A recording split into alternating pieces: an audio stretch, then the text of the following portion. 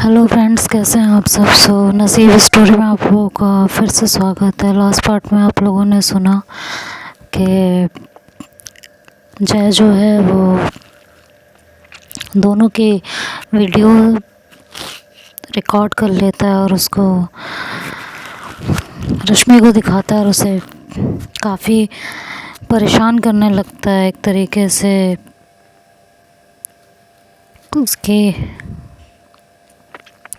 उसके साथ mental torture करने लगता है।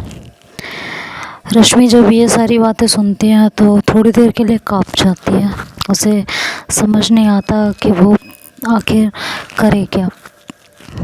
जय उसकी तरफ देखता है और कहता है, अब इन सब चीज़ों से बचना है ना, तो तुम्हें एक अच्छी बीवी होने का फ़र्ज़ निभाना चाहिए, है ना। और या नहीं निभाना है वो अभी बता दो। तो रश्मि कहती है, ये सब करने में तुम्हारी बदनामी नहीं होगी क्या, तुम्हारी इज्जत नहीं जाएगी। कहता है, बिल्कुल नहीं, मैं तो बेचारे पति का कार्ड खेलूँगा ना, सारी सिंपैथी मुझे मिलेगी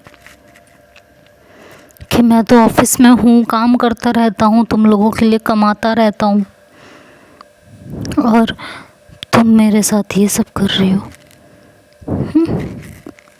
तो ये सारी सिंपैथी तो मुझे ही मिलने वाली है ना। रश्मि कहती है, आप इतना नीचे कैसे गिर सकते हो, अपने बच्चों को यूज़ कर रहे हो, सीरियसली शर्म नहीं आ रही। देखो, तुम मुझे यहाँ बैठ के अब शर्म पे तो लेक्चर ना ही दो। तुम्हें आई थी शर्म? तुम बताओ, तुमने की शर्म? नहीं ना, तो मैं किस बात की शर्म करूं, बताओ। तुम्हें एहसास हुआ ये सब करने से पहले, घर में तुम्हारे बच्चे हैं, क्या करेंगे वो। मैं भी तो तुम्हारे लिए बदल रहा था ना, क्या किया तुमने, फ़ायदा उठा लिया मेरा। रश्मि कहती है, मैंने आपका क्या फ़ायदा उठाया है, क्या किया मैंने आपके साथ, ऐसा कौन सा फ़ायदा उठा लिया मैंने आपका। सिर्फ पढ़ना ही तो चाहती थी मेरे, जब मैंने परमिशन नहीं दी, मेरी मर्ज़ी के बिना तुम कैसे ये कर सकती हो। आप क्यों नहीं समझ रहे हैं, क्या समझूं, बताओ। मुझे क्या समझना चाहिए, ये कि तुम मुझे किस तरह से धोखा देती हो, ये कि जब मैं ऑफिस में होता हूँ तब तुम किस तरह एक मेरी बहन के साथ, शर्म नहीं आई तुम्हें, और मुझसे उम्मीद कर रही हो कि मैं शर्म दिखाऊं, क्यों। जय, अगर शुरू से आपने मेरी इज्जत की होती ना तो इसकी नौबत नहीं आती, और अभी भी आप वही कर रहे हो। आप मुझसे बदला लेने के चक्कर में अपने बच्चों को इन्वॉल्व कर रहे हो इसमें। आपको समझ में नहीं आ रहा है कि आप क्या करने जा रहे हो। देखो रश्मि, मुझे तुमसे लेक्चर नहीं चाहिए, मैं बस इतना चाहता हूँ, अगर तुमने इस बार मेरी बात नहीं मानी, ये वीडियो तो वायरल होगी। ये वीडियो मैं तुम्हारे बच्चों को दिखाऊंगा। शिवम को तुमने अपने जो झांसे में ले रखा है ना, वो दिखाऊंगा मैं, और फिर देखता हूँ शिवम तुमसे कितना प्यार करता है। और मैं सोचूंगा नहीं ये सब करने से पहले, इतना तो तुम मेरे बारे में अब तक जान गई होगी। तो तुम्हारी भला एसी में है जो तुमने ये अपने पंख लगाए हैं, इनको काट के इसी वक्त फेंक दो। इसी वक्त, नहीं तो तुम्हारे लिए मुझसे बुरा कोई नहीं होगा, कोई भी नहीं। और इस बात की गारंटी मैं तुम्हें देता हूँ, ये याद रखना। रश्मि उस समय खामोश रहती है, जब वहाँ से चुपचाप चला जाता है, वो कुछ नहीं कहता। अब उसे टेंशन होने लगती है बहुत ज़्यादा कि वो क्या करे। जय अगले दिन जब ऑफिस जाता है तो वो रश्मि को वार्निंग देके जाता है कि तुम्हें क्या करना है ये तुम्हारे हाथ में है। तुमने अगर कुछ भी गलत हरकत करने की कोशिश की तो इसका इफ़ेक्ट तुम्हारे बच्चों पे पड़ेगा, तुम्हारे माँ बाप पे पड़ेगा, ये याद रखना। और तुम पे पड़ेगा। बच्चों से तो तुम्हें बहुत प्यार है ना, मैं तो हूँ ही सेल्फिश, मेरी तो बात ही छोड़ दो। लेकिन तुम तो मरती हो ना अपने बच्चों पे। मैं बच्चों को इसमें शामिल नहीं करना चाहता था कभी भी नहीं। लेकिन तुमने मेरे पास कोई रास्ता ही नहीं छोड़ा इसके सिवा। बताओ मैं क्या ही करूं? कुछ नहीं कर सकता मैं।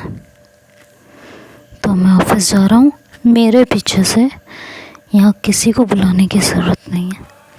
और हाँ, ये सब जो है ना, अपनी सो कॉल्ड लवर को भी बता देना, मेरी सो कॉल्ड बहन को, ठीक है? अगर उसने कोई खुरापात मचाने की कोशिश की तो उसका अंजाम तुम भुगतोगी, याद रखना ये। मैं उससे बहुत प्यार करता था, लेकिन उसने तो मेरा ही घर चुन लिया बर्बाद करने के लिए। और अभी तक उसके पेरेंट्स को उसके बारे में कुछ पता नहीं है, मतलब कि मेरे चाचा चाची जी को। अगर उन्हें मैंने बता दिया तो तुम सोचो क्या क्या हो सकता है। Now your choice. जाता हूँ और उम्मीद करता हूँ कि तुम्हें अकल आ गई होगी, तुम अब ऐसी कोई हरकत नहीं करोगे जिसकी वजह से सब पूरी तरह बर्बाद हो जाए। ये कह के जय वहाँ से चला जाता है। रश्मि परेशान हो रही होती है, समझने की कोशिश कर रही होती है कि इस सिचुएशन में अब उसे क्या करना चाहिए। जब उसे कुछ समझ नहीं आता, उस परेशान होने लगती है। उधर सृष्टि का भी बार बार कॉल आ रहा होता है, वो कॉल भी कट कर रही होती है और सृष्टि और ज़्यादा परेशान हो रही होती है। सृष्टि उसे मैसेज ड्रॉप करती है कि प्लीज़ कॉल उठा लो, मैं बहुत परेशान हूँ तुम्हारे लिए, प्लीज़ कॉल उठाओ, नहीं तो मैं पागल हो जाऊँगी। जो भी बात है मुझे बताओ, हम दोनों मिलके डील करेंगे, लेकिन मुझसे बात करो। ये कहने के बाद वो फ़ोन का इंतज़ार करने लगती है। ये मैसेज रश्मि पढ़ती है तो वो उसे कॉल करती है, कहती है हाँ बोलो, क्या हो गया था तुम्हें यार? तुम्हें मैं कब से कॉल कर रही हूँ, दिखाई नहीं दे रहा था क्या? परेशान हो रही थी, कल से बात नहीं हुई है जब से वहाँ से निकल के आई हूँ। बार बार दिमाग में यही चल रहा था कि कहीं उसने फिर से कोई बेहूदी हरकत तो नहीं कर दी तुम्हारे साथ, और तुम वो की फ़ोन ही नहीं उठा रही थी यार। ऐसे तो ना किया करो। रश्मि कहती है एक बात पूछूं, बताओगी? सृष्टि कहती है हाँ पूछो। अगर तुम्हें मुझसे अलग होना पड़ा तो कहती है पागल नहीं, पागलपन की बातें मत करो प्लीज़ प्लीज़, तुमसे हाथ जोड़ के रिक्वेस्ट कर रही हूँ। बात क्या है, बात बताओ। तुम इतनी बड़ी बात ऐसे ही नहीं बोलोगी। क्या बात है रश्मि, साफ साफ बात करो। रश्मि उसे कहती है जय बहुत नीच इंसान है। क्या किया उसने? उसने क्या तुम पे फिर से हाथ उठाया है? तुम मुझे अभी बताओ, अभी के अभी बताओ, मैं जाके अभी उसकी कंप्लेंट फाइल करती हूँ। रश्मि कहती है ऐसा कुछ मत करना प्लीज़, कुछ भी नहीं। समझ में आया? प्लीज़ तुमसे हाथ जोड़ के रिक्वेस्ट है। बट हुआ क्या है रश्मि, कुछ बोलोगी?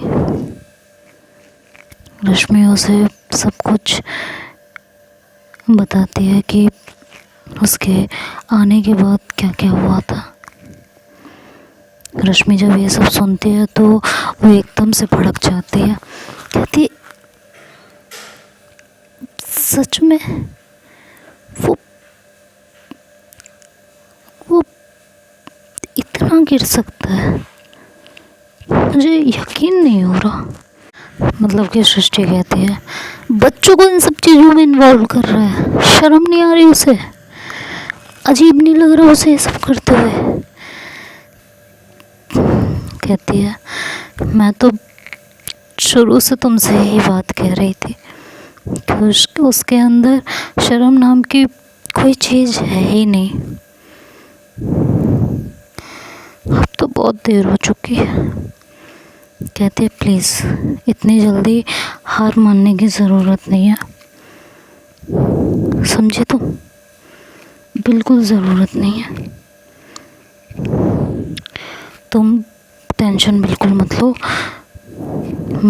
मैं कुछ करती हूँ।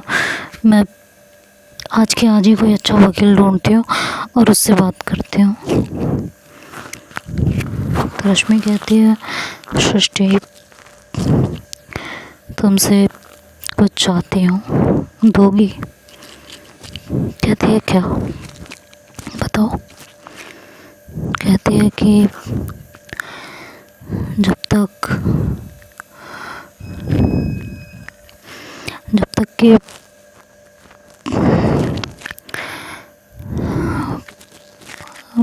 कहती है क्या सोच रही हो, बोलो क्या चाहिए तुम्हें? मुझसे किसी भी चीज़ के लिए तुम्हें इतना हेजिटेशन करने की ज़रूरत नहीं है। रश्मि कहती है बस मैं ये चाहती हूँ कि जब तक इस सारी चीज़ों का कोई सॉल्यूशन नहीं मिल जाता कि अब तब तक सिर्फ तब तक के लिए तुम मुझसे एक दूरी बना के रख सकते हो।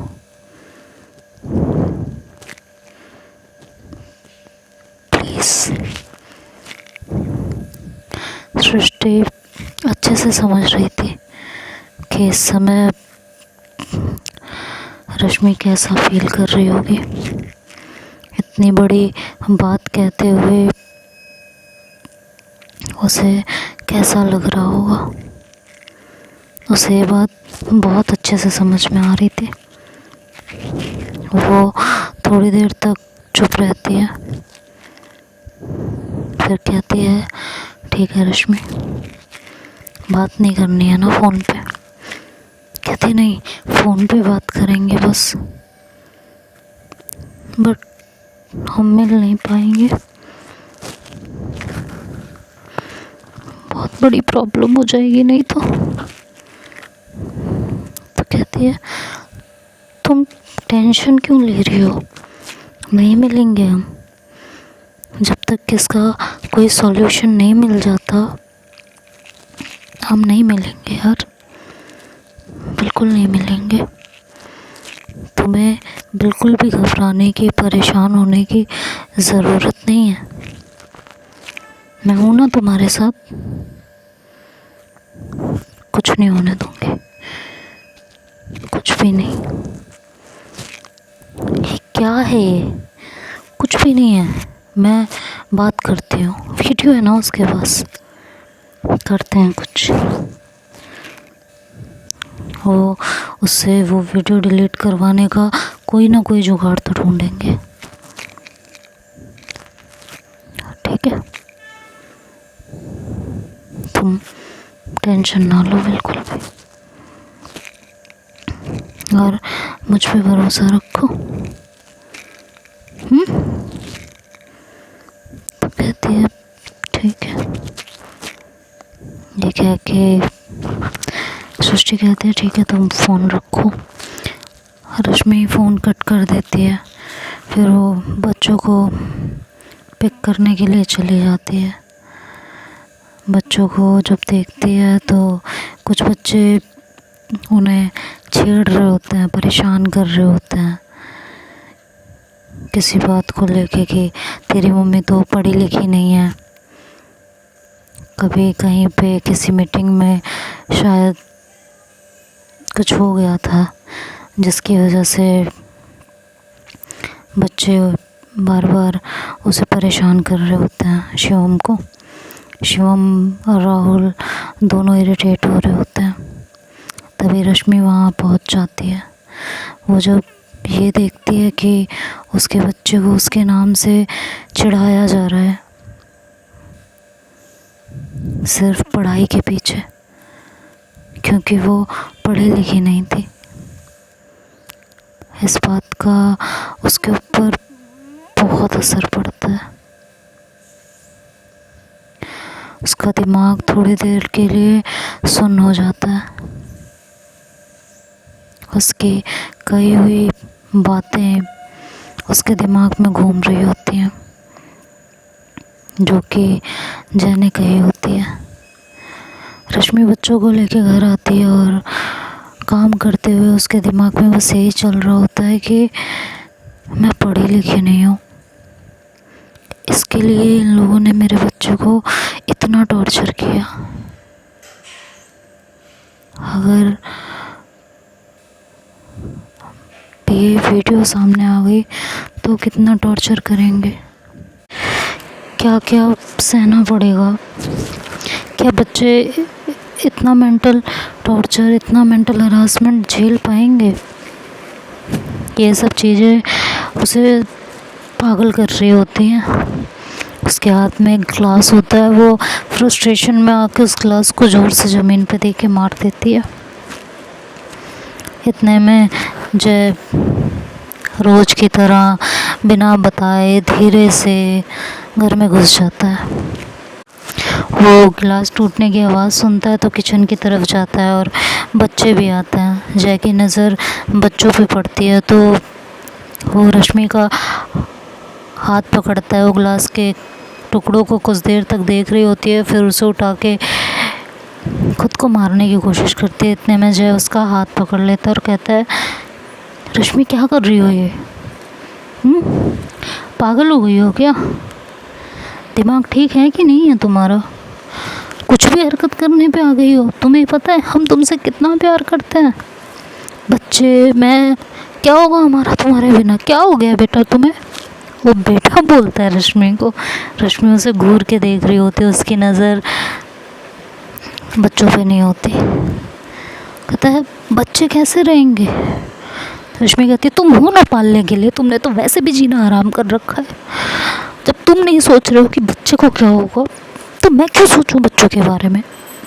मुझे क्या पड़ी है बच्चों के बारे में सोचने की? ये बात शिवम और राहुल दोनों सुन रहे होते हैं।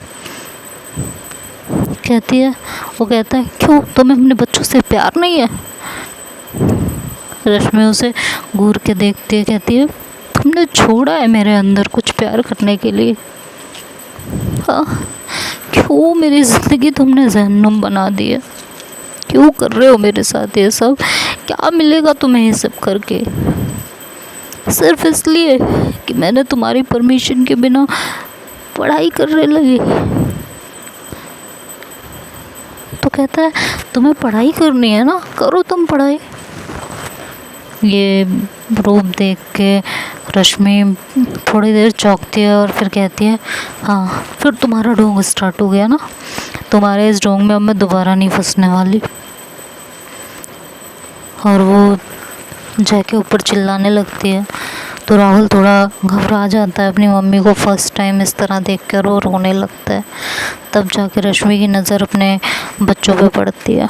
तो देखते हैं अब आगे क्या होगा, ये तो अब नेक्स्ट पार्ट में सुनेंगे। तब तक पता नहीं यार दुनिया में कैसे कैसे लोग हैं, कुछ स्टोरी सोचने पे मजबूर कर देती है। आज भी LGBT की बात सामने आते ही लोग अजीब अजीब बातें करने लगते हैं। पूरी तरह से आज भी सब ने एक्सेप्ट नहीं किया। तो सोचो जिस समय ये इल्लीगल था उस समय क्या हालत होती होगी। चलो खैर आगे क्या होगा ये तो अब नेक्स्ट पार्ट में ही सुनेंगे। तब तक के लिए बाय बाय, टेक केयर।